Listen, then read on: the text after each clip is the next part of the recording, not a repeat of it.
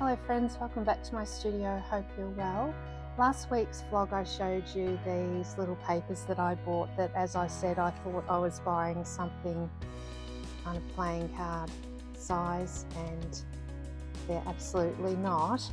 But it did make me think, I've always wanted to make a Oracle card deck, and I thought these would be really great size for that. So I've been playing around on my jelly plate making these, and interestingly a little thing popped up on my Facebook feed about making a deck of dreams, and so I ended up joining that. It was to make 50 cards in 5 days based on your dreams, and there were prompts on each of the 5 days about what type of dreams and things. And so we created, the first step was to get your jelly plate out, and I'm using jumbo cards, and I'll do, if anyone's interested, I'll do more on these. Today I really want to talk about the jelly plate, but these are some of the cards that I created just with the step so far of using the gel plate. Now, Jelly Plate is the brand and gel plate is what I use. So this is my gel plate, and I store it between 2 sheets of acetate sheet, which is overhead projector sheet, I think you would know it as. And so this is my wibbly wobbly jelly plate. This has been melted down once before, but this has been going strong for, I think I made it at least 12 months ago. So I'd like to share how I actually made this, and hope that inspires you to make your own and get printing, because there's just so much you can do. Warning, it's very addictive, but it's so much fun. So here's how to make one. So here's everything that we need. The first thing is gelatin powder. It doesn't really matter, I'm sure, what brand you're using. This is just what's available in Australia. Comes in a 100-gram tub, but you only need 80% of that. So I've taken 20 grams out of this, so it's 80 grams of gelatin powder. It's just regular gelatin. 2 tubs of glycerine. This is 200 ml, so you need 400 ml, and I'll put all of this in the description box. And again, this is just how this comes. So we need 2 of those. The glycerine, you can make these gel plates just with water and gelatin, but you'll need to keep it in the fridge.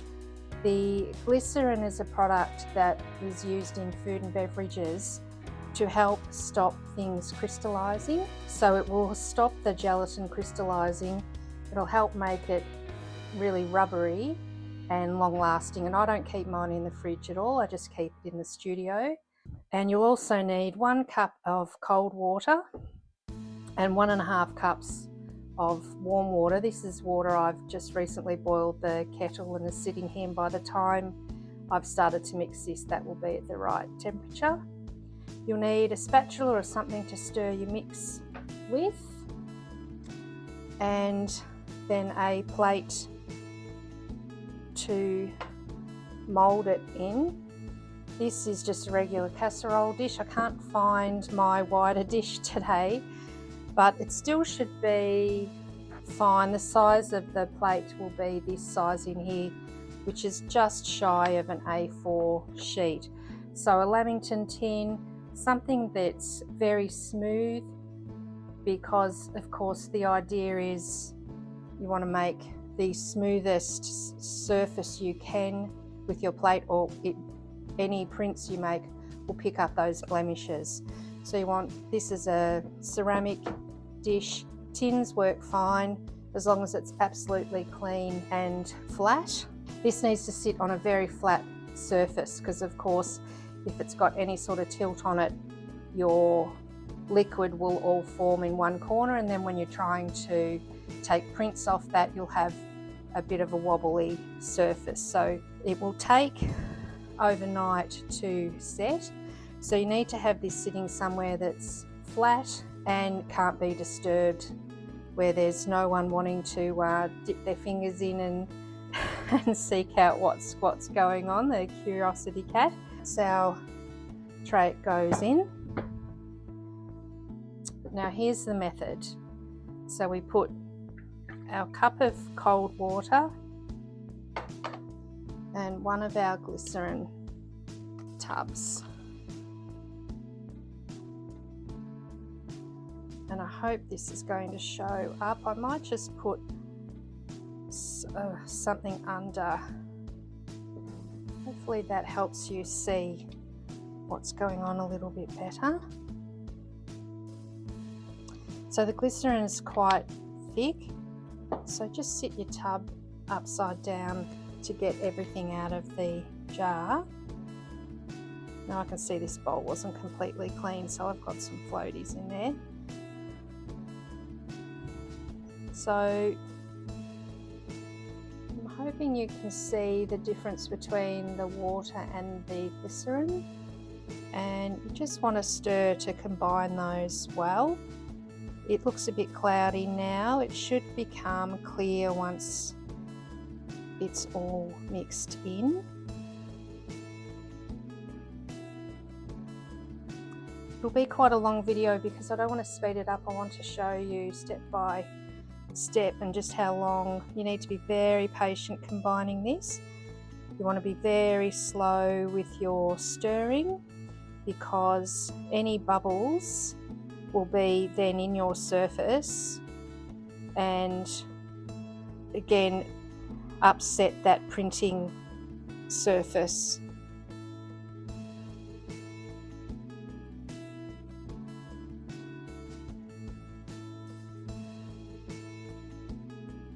So can you see that that is become clear now, and all of the glycerine is now suspended in the water rather than sitting separately?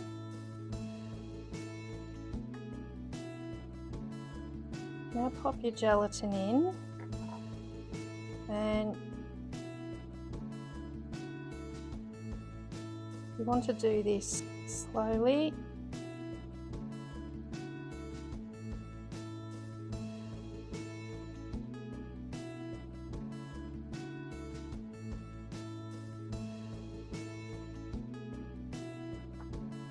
Just going to bring you a bit closer so you can see what's going on. Now this is where the gelatin can get lumpy, but don't be tempted to mix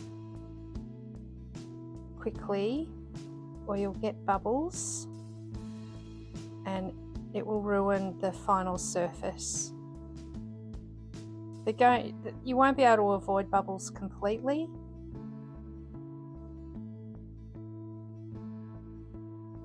And there's a method to get rid of them at the end, the final step.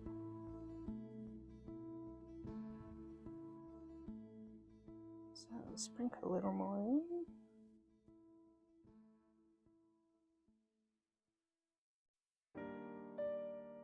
So of course this is where it can go quite wrong for you. If there's bits of gelatin that aren't mixed in, it will again upset that final plate. You want that real smooth. It does take a while to combine, which is why I'm adding it in small amounts. I have tried to rush this step before and dumped the whole lot of gelatin in, and I just had a great big clump in the center. I ended up having to mix it so vigorously. I had so many bubbles. The plate just didn't work at all. I had to remelt the plate down and go again, and I can show you that step as well about how to reconstitute a plate that perhaps has ended up getting torn or is just worn, it's got little divots in it. You can remelt these plates. That's what's fantastic. These ingredients have cost me a total, I think this was about $3, the gelatin. The glycerin was about $8. So for under $20, you can get a gel plate that you can really have for a very, very long time compared to the bought ones. And there is an absolutely great video that I found comparing the Gelli plate, the branded plate, to a homemade plate, and I'll link that in the description as well. It makes it very clear about the differences. They are different. The homemade gel plate is a little more rubbery. The paint stays a little more wet on it, and it's a little bit more sticky, so it's a little harder to roll your paint out onto it. But it's also a nice thing that the paint stays a bit wet. It tends to pick up more paint off the plate itself.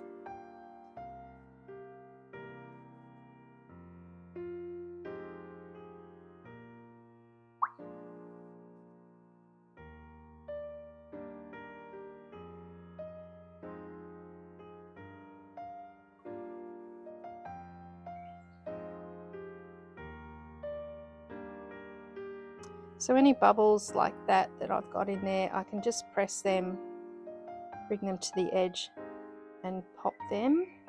And these big clumps of gelatin, you might notice I'm also breaking them down by bringing them to the edge. You definitely want to have all of this mixed well.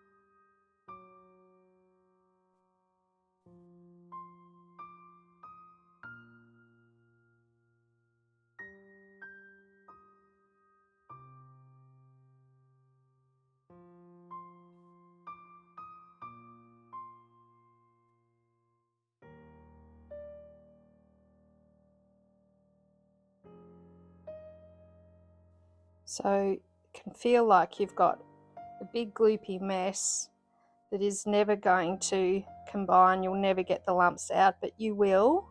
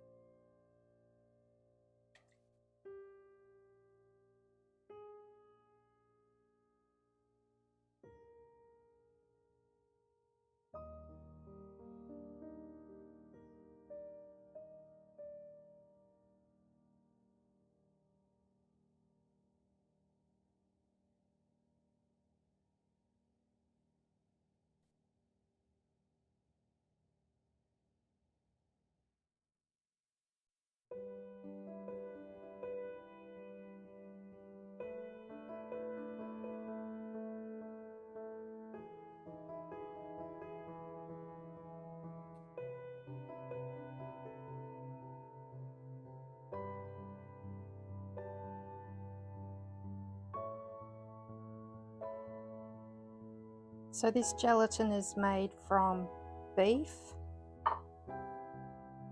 I don't find it has an odour besides having a regular jelly odour. If you would prefer, I imagine you could use the vegan substitute, the agar-agar, but it's not animal protein, it's not animal gelatin, so I'm not sure how it would hold up.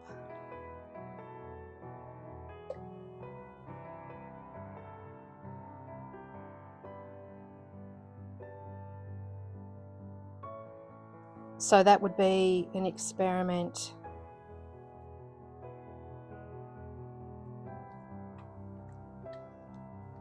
So this is what you'll have. Just try and get these more solid lumps out. I mean, it is a little bit like looks a little bit like stewed apple at this point, but those bits you really want to try and get those out.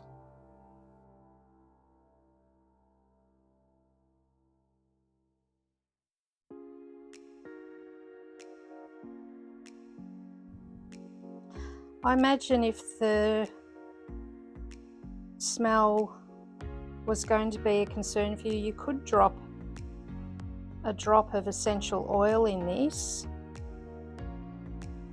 and I don't think it would upset its setting.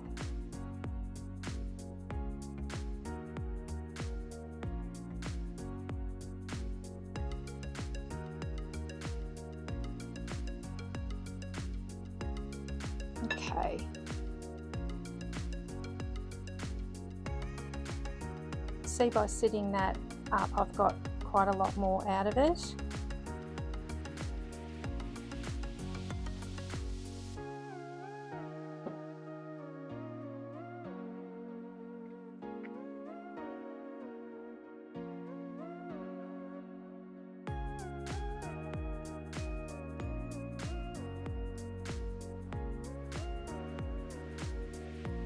Okay, let's start adding the warm water.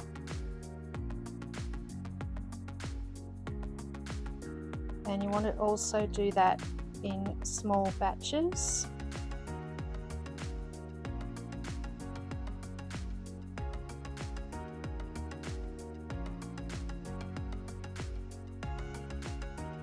Not sure if that's going to break up at all. We might just ditch that one.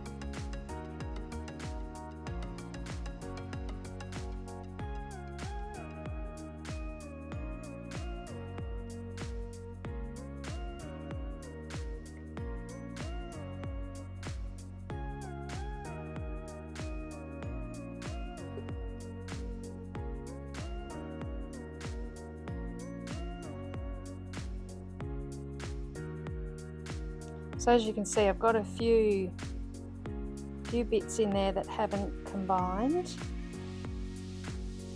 So don't be afraid, it'll still work. Even if you end up with a really bubbly plate, you're still going to be able to use it.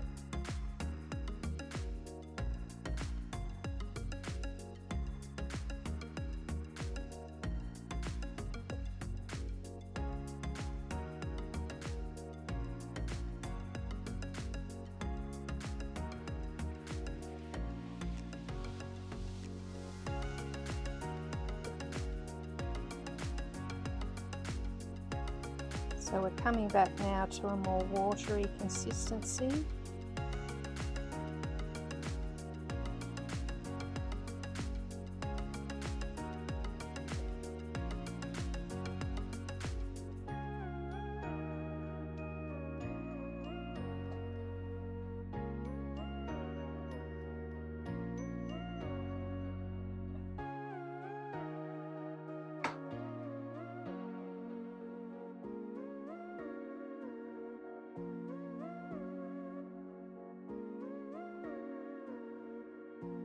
Great. Now we'll add our other tub of glycerin.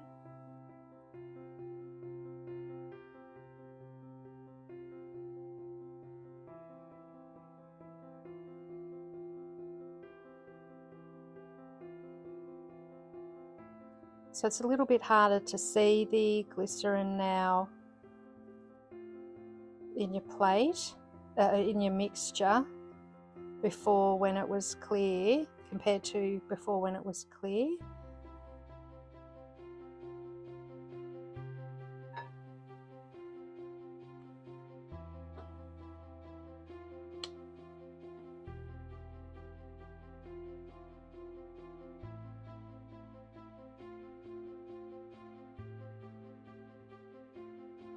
That has set that little lump, so yeah, I'm going to take those out.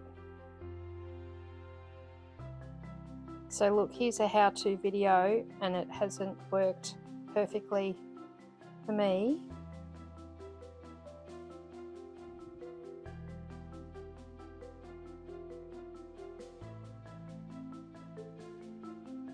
So it's probably good that I've got those lumps to show you, to not be afraid if it doesn't look exactly right. You're still going to have something that you can work with.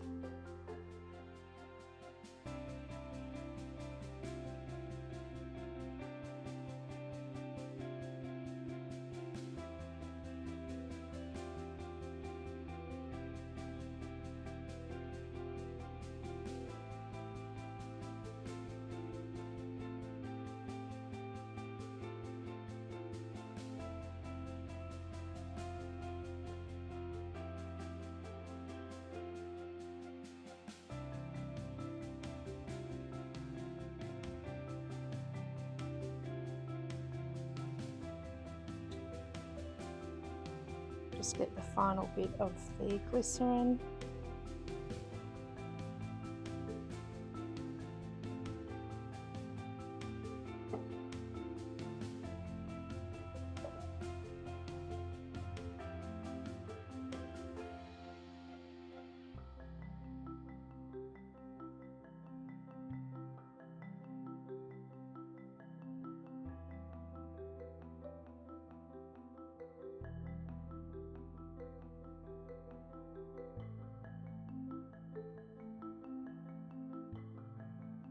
Well, I'm doing better than the first time I made it because I had so many bubbles by this stage.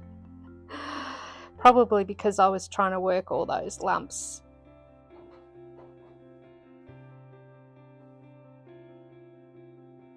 Yeah, they've solidified. There's no way they're going to work in. So if you've got heaps of these, maybe straining it before as you pour it into your resting dish.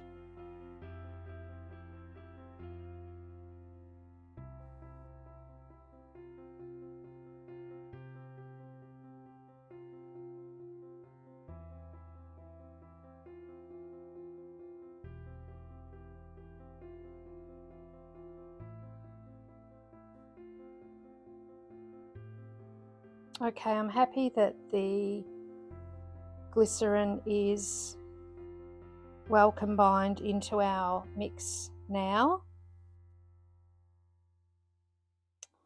So we pour it into our plate.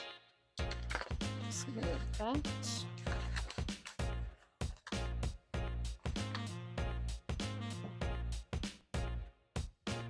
So here's our tray. And I did wipe out the tray, but I didn't wipe out the bowl, so apologise for how messy that looks. We don't want to have any bubbles in this, so pouring it as close to the surface as you can will help stop that.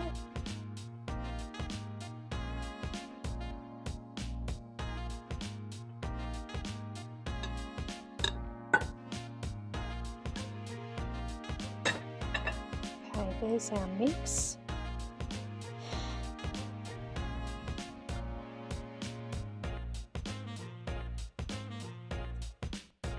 Now, that's looking so good, the bubbles. Perhaps I'll try and create some. There we go, there's a few. So I can show you what to do to get rid of them. I can find my scissors. So The video I watched had used newspaper, but that's a little bit harder to come by, so I'm going to try this shop towel. If I turn this around, so I've got the shop towel at least the size of the plate, the tray, and you just lay it in, drag it across your surface and try and pick those bubbles up with it. So that's that shop towel. I'll show you with some paper towel. Obviously you want something that's lint free, you don't want to be dropping anything in this surface.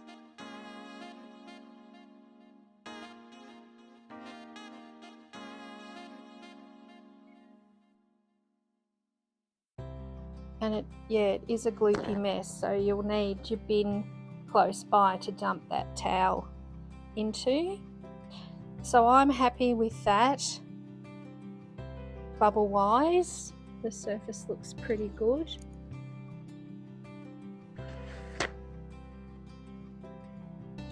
Let's just drag one across the whole surface.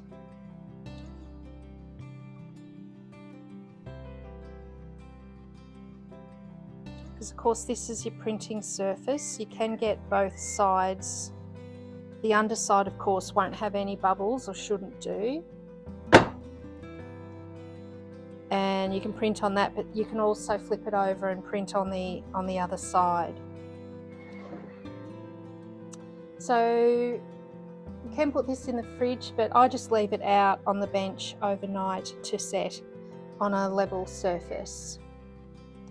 So when this is done, I'll show you how to remove it out of the tray. Here is the one that I had previously made, and it has got some bubbles in, and so the surface is starting to break up. I tend to use this side actually, but even there's a bit of a blemish happening. So that can add to your artwork certainly, but once they become problematic, that like there's quite a big dip there, I can see it's very pitted in that little spot there, and that will start to look like something wrong with your artwork because it's appearing in the exact same area of each piece. So the way to resolve that is you just get your plate,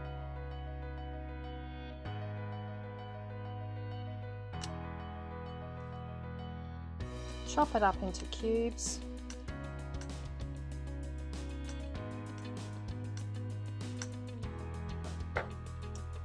if it feels particularly dry, this has still got a fair bit of bounce in it, so it's fine, but you can add a little bit of water to that.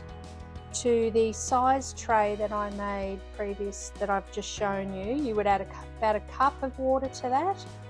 This one was the larger size and I melted it down without adding water, and I got a square out of it. So you don't have to add water at all, but cut it all up, pop it in the microwave for, again, depends on your microwave, for 1 or 2 minutes. Bring it out, give it a stir, again being very careful of creating bubbles, to not create bubbles, and pour it then into your tray to set again, and you'll get plates continually. So from this mix it costs me $15 or so. I can get perpetual plates out of it just by cutting it up into these little cubes, adding a bit of water, and you can do that over a double boiler, so a saucepan with water with a bowl over the top and stirring, or into your microwave. And yeah, you can create another plate onwards and onwards, over and over and over. So it's definitely value for money making your own. Here's our mix drying or curing in the tub. I can see one little bubble there.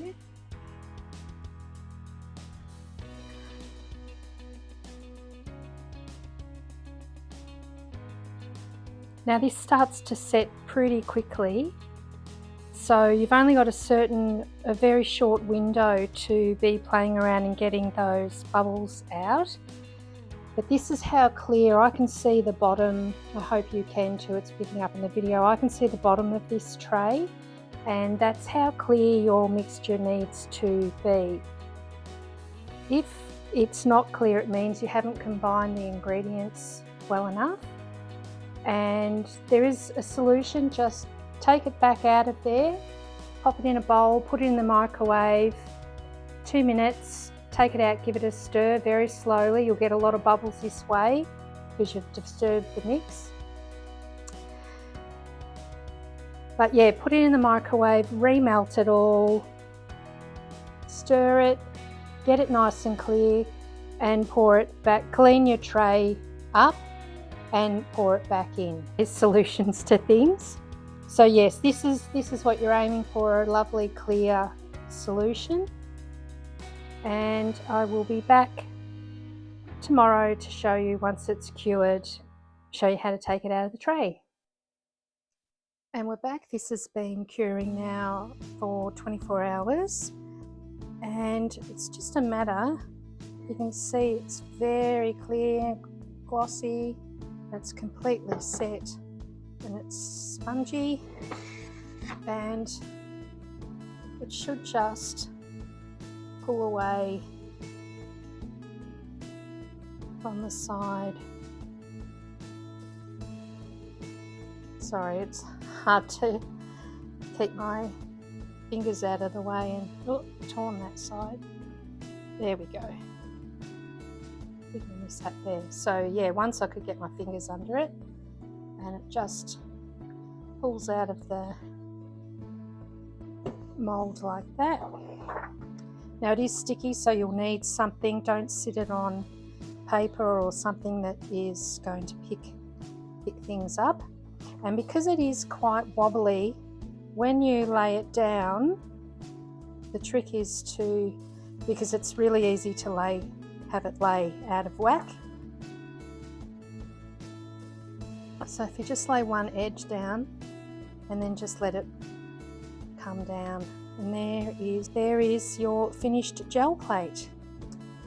If your gel plate doesn't look like this, you can always do what I said earlier and cut it all up, put it into a microwave safe bowl and microwave it for a couple of minutes, bring it out and stir it, and it might need to go in for another minute depending on your own microwave and the high setting temperature.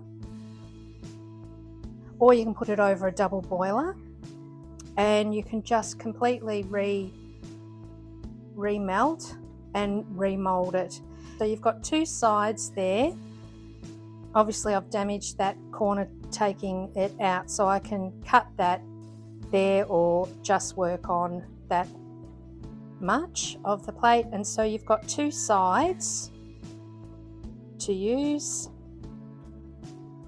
and as I said, once it becomes damaged, you'll need to pay particular attention not to use any metal or anything like that. It will cut it quite easily. You'll need plastic or wooden if you're using any spatulas. Your rollers will be fine to go over this as normal as it is with a jelly plate.